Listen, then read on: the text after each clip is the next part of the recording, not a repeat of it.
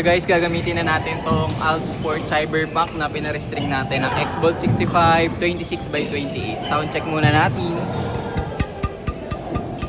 Hey, crispy, let's go!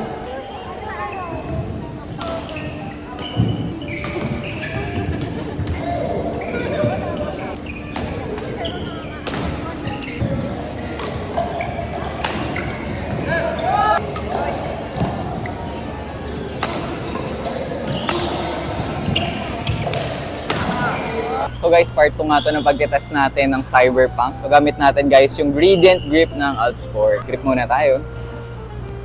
Okay na nga guys, ito yung tsura niya. Let's go, gamitin natin sa game.